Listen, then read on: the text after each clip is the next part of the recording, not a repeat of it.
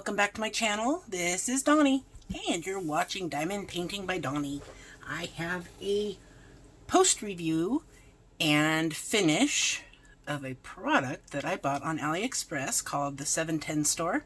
You can watch right up here if you click the eye for my unboxing of this. And this was supposed to be something Tesslynn did, and she started it, but then it sat and sat and sat and sat. So I picked it back up at the end of my live video on Monday, just to kind of have something to do because I didn't have any other diamond paintings in here. And she saw me working on it today or yesterday, and she decided to place some drills. So she did a little bit more on this, and then I finished it up. So today I want to tell you a little bit about what I thought about it, and then I'm going to seal it, and then we are going to put the clock together. So let's go over some of the things that, well, you know, I liked the colors, the drills. I didn't really have trash pieces. There were a few that had no coloring to them, which meant the silver paint on the bottom had come off part way or all the way, and you couldn't see the color very well, because that's what makes these clear gems sparkle, is reflective, I should say. What gives them the color is the silver that they put on the bottom of a rhinestone gem, and then it makes it more of a solid color than just a see-through piece of glass. I do notice on here I have one odd gem that doesn't really go with the others. It's not really a rhinestone. It's the silver one right, if I can get right there. See how it's kind of dome shaped instead of reflective? I'm just going to leave it because I don't want to mess with this anymore. These are the gems I had left. There weren't very many silver, and these are the ones I found the most problems with not having paint on the bottom. That's the only color I did. I didn't have any other ones that were bad. But there's the blue, and here's the pink and gold. So there were only 4 colors. So there really was quite a bit left, considering how much was actually used. I mean, blue was the biggest one, and man, hair just flies around. There's like dog hairs or cat hairs, and no animals come in here. So it just goes to show how quickly you really need to protect your diamond painting from the elements. I always kept a cover over it, but as more and more got drilled, there was less sticky for the cover to stick to. And this is really hard to get this stuff off because I don't want to push down on this, because it gets marked up really easy. As you can see, it's got some scratches on the face from just something getting touched across it, and you can see all the excess glue around the outside of where the drills actually were supposed to be placed, and that gave a couple of problems. One, the drills wouldn't stay on the spot they're supposed to be. See, that was way too easy, just popped off. But they don't stay on the spot they're supposed to be because they're not centered over the numbers. I don't know where that drill went, so it looks like we'll be pulling these out anyway. A lot of them wouldn't stay, so the glue that is there isn't the strongest, and that basically, because there's not really much to this, but that was basically the only issue, was the glue. And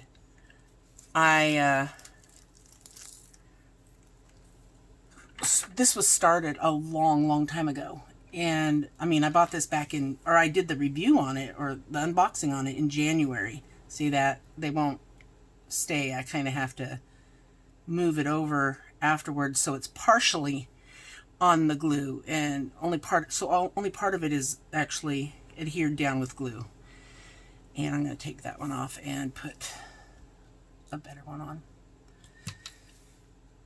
But like where the wings are, where there's more concentrated area of glue, it was easier. It's just the single spots like out here, those were the hard ones to get any kind of positive sticking experience. So on something like this, to seal it, you are okay with using the Tombow Mono Aqua Liquid Glue because it's not going to be bent. And I was also told that this stuff would be good for the journals. I still haven't done my journal cover yet for sealing it, but I might do that while I'm waiting for this one to dry. So the cardboard on this did get bent a little bit. I'm not sure how, but it might have been from when it was unboxed or just being stored by laying around. You can see the crease right there. So something like this, I don't really see a way of framing it. I mean, it's got this spot right here for the hardware to stick to. And it's got all the parts to the clock. I need to get a battery now and stick it in there. But yeah, let's go ahead and, so what I was saying is because this won't get bent, you don't have to worry about it cracking and turning yellow. That's what people have said happens with this kind of, with this glue. But I've never had that experience. And the few things that I have sealed turned out fine, but they aren't things that get bent either. So I don't know.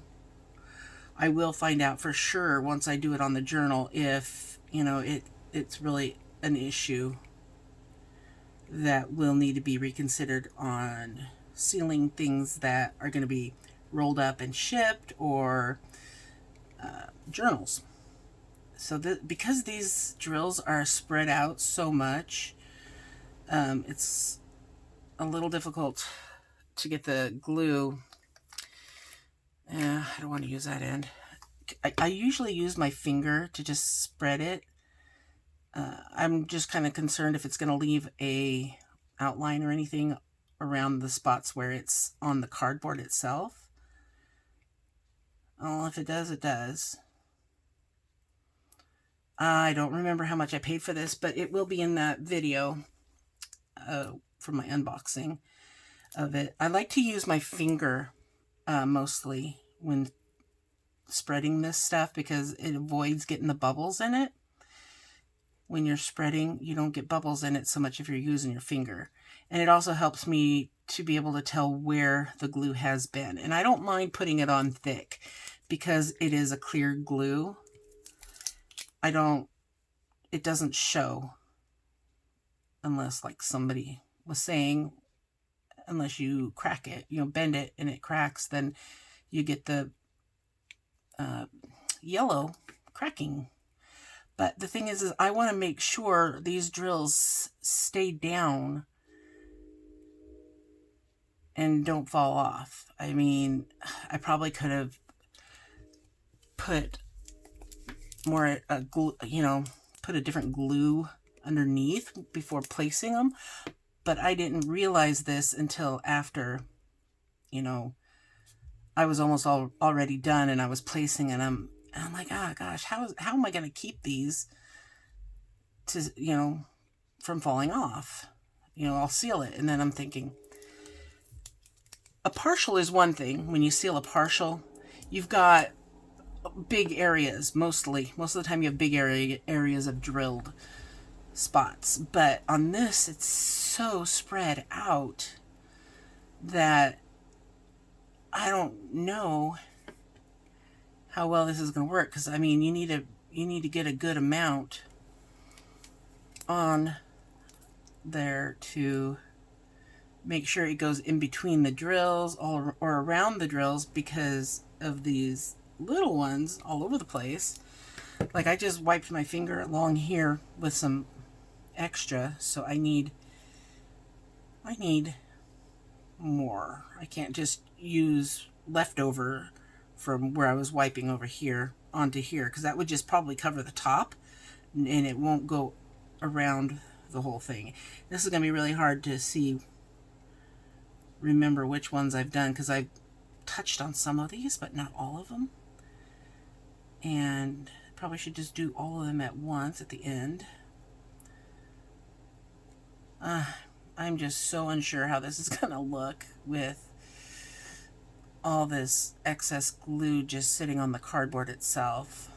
But I don't think Tesslynn will, mind. It is just basically, practice, because I've never sealed a clock before. And because it's a clock, it's on cardboard. And, not all of them are. Some of them are on regular canvases, the clocks that you can get. But this one, yeah, being on cardboard itself will be interesting. I think I did another clock. It was a unicorn one. I don't think I ever finished.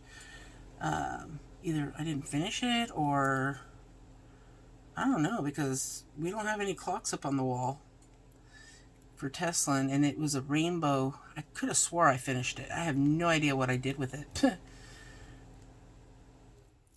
Okay, so this is basically just going to have glue over the whole thing, so maybe that won't affect it, because if we have glue on all corners of this cardboard, it won't look weird having just glue in just spots. So I pretty much give this glue out every time I have a giveaway, because I bought a case of it and then I was given a bunch too.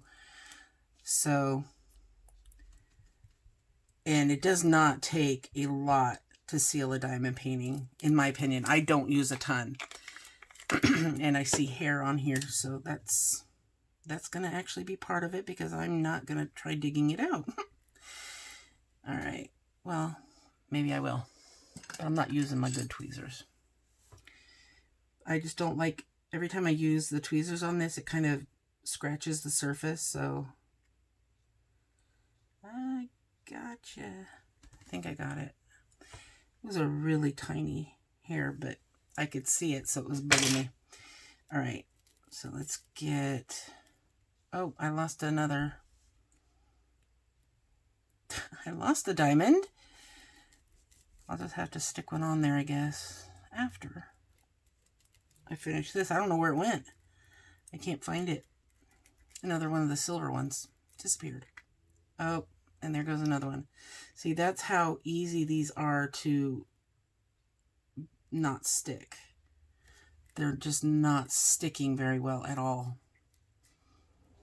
And, yeah, it's inexpensive, but it's something Tesslynn's proud of, because she actually did help with it. And I'm going to cover the whole face just because, like I said, I want it all to be covered and not just look funny with empty spots.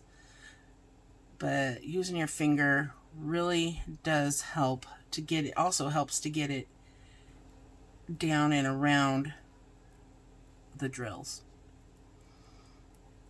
Oh, I knew that was coming off too. There. But I need to get one more silver to, oh wait, I'm missing one right here too. Oh, there it is. Okay, so I need to get one more silver. And then I will be back after this dries to see how it did and to put the rest of the clock together. So let me get this glue off my finger first of all. Get another silver. I'm betting it's sitting there somewhere in between others, but I don't know which one. So we'll just add an extra diamond to the, yeah, my fingers are still really full of residual glue. These tweezers are awesome, the ones that are curved, for using on rounds. So because it's actually being glued, I'm not going to worry about covering it because the glue is going to hold it.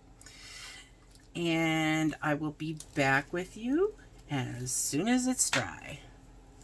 Ta-ta for now. Okay, so I waited a couple of days since this finished drying, and I'm kind of glad I did because the outcome is a little bit different than if I would have just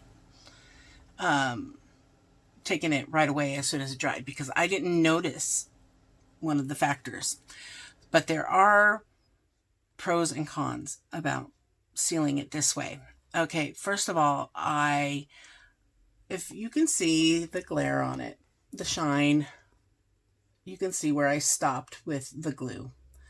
So if I'm going to do it over the entire thing like this, it needs to go all the way to the edge or else it's going to leave that, line where I stopped.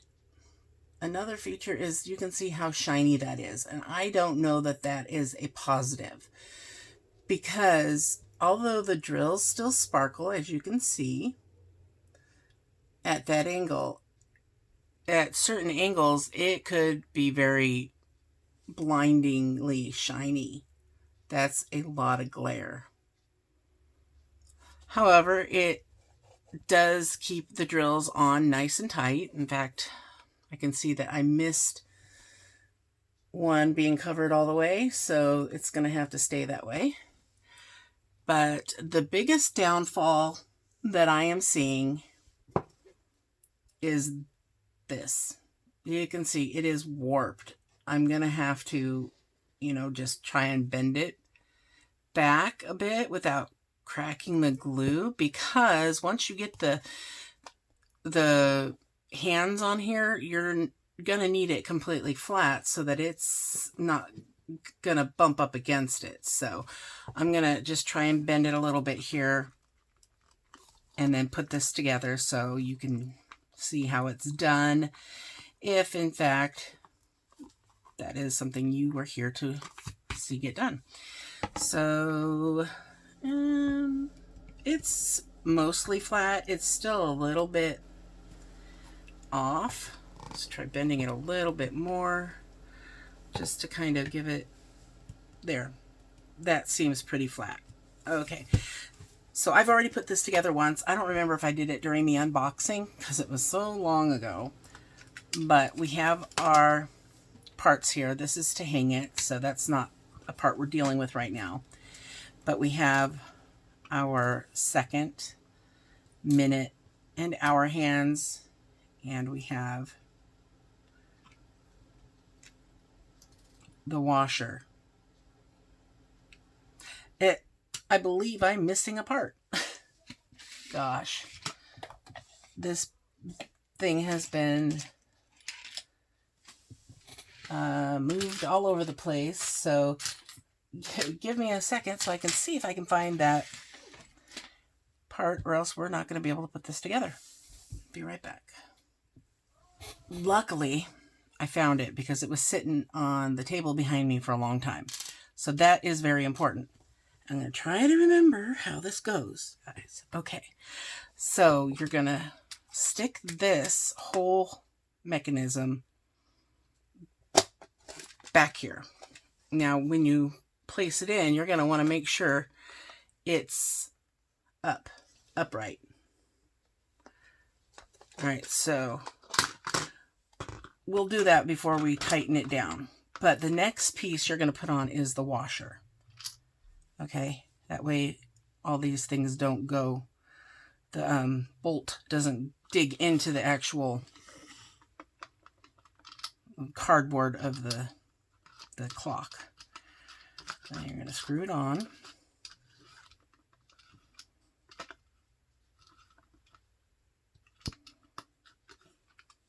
And that's where you're going to want to make sure it's up, right side up.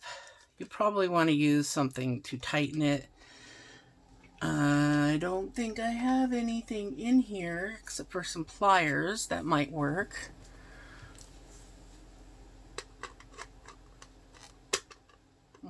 They might be too thick. Go like this. There we go. That works. As long as I've got it straight up and down. Tighten it down a little bit more. There. All right. So that's not moving. Now, you're going to want to put the hour hand on first.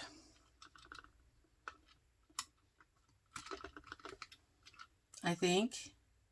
No, it's the second hand. No, second hand goes last. So it goes hour, then minute, then second. And you can see how it's got some ridges. And I believe that ridge goes down.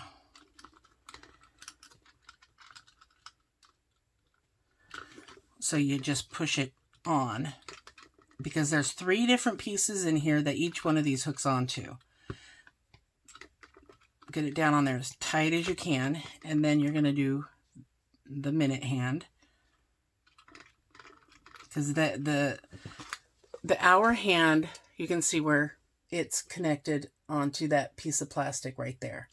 The minute hand will go on this piece of plastic here, and the second hand goes on that little metal doodobby thing in the middle. And yes, you want to make sure that your pieces, with all the rough side, that's going downward, so the smooth side is up. And it doesn't matter where you place it when you're doing it, because you're going to set the time afterwards. Push it down as far as you can get it, so that it's on there nice and tight, because you don't want it coming loose. And then lastly, you stick the, see there's a hollow end on there. It's going to slip right over that metal piece in the middle there. All right. So the best way to set the time on these is to get them all lined up at 12. So when you set the time, it's not going to be like in between a minute or something. That's just my own little assumption there, okay? We don't want them touching, and it looks like my minute and hour hand are touching. So I'm going to just bend back the minute hand a little bit so they're not going to snag on each other. Let me put the battery in.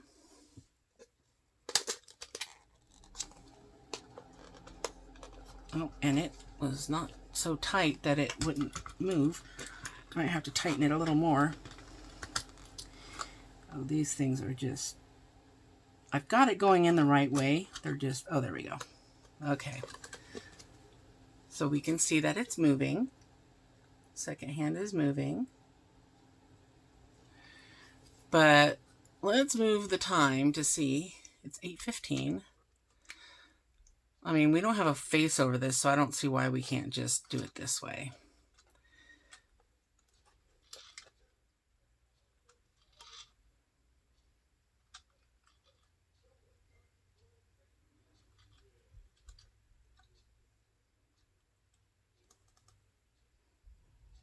So we'll say it's 8:15 right when it gets to the 12. So I'll make sure it's directly on.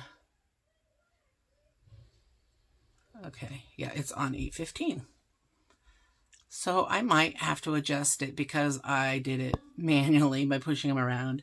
See how I've got the 8 hand just a little past the 8. So once I get to 9, or I could just move it around to see if it's going to get the 9 exactly when it gets to 9. And it looks good to me. Looks like it's perfectly on, pointing to the 9. So yeah, I think we have a clock. And if I lose time or things don't keep right, then I think I will check to make sure that the hands aren't bumping into each other again. But I'm now going to make sure it's on 8:16 because a minute went by. But there we go. We have a working clock. And the second hand is moving freely. It didn't bump into anything. It went all the way around the way it should. I do like how this doesn't tick. It's not the kind that goes tick, tick, tick for every second. It's just a smooth move around. Yeah. I mean, I do like the ticking for, you know, if I'm trying to get myself to go to sleep, I'll count the ticks, but this makes it less distracting for a child because it will be in a child's room. But now we need to hang it up, and this kind of moved a little bit. It's actually directly up. This sticker isn't straight, but this is directly up. So they provide this right here. I don't know what this is for, really, unless you just want to put it on the wall or something without putting the clock mechanism in. But, or if you want to hang it by, I don't see how you could do that. No, I don't. If you want to use some other kind of hanger and put it there, maybe that's what it's for. But this can be, this is self-contained. This is meant to hang off of this hook here. You just take this to the wall. It's already got the nails. And you take it, put it on the wall where you want it. You hammer these in and you hang your little clock mechanism part right here from the hook. And you've got a working clock.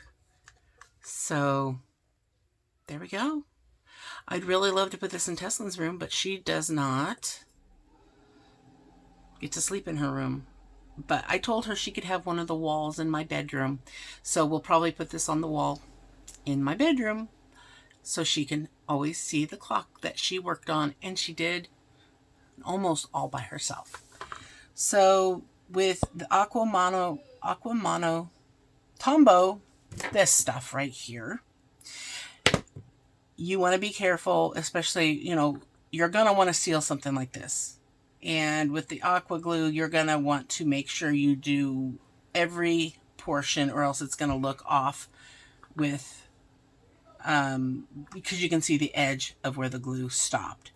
But it works really well. Even with having to bend it, it didn't crack. It didn't leave yellow marks or pieces behind or anything. So I think it's a win.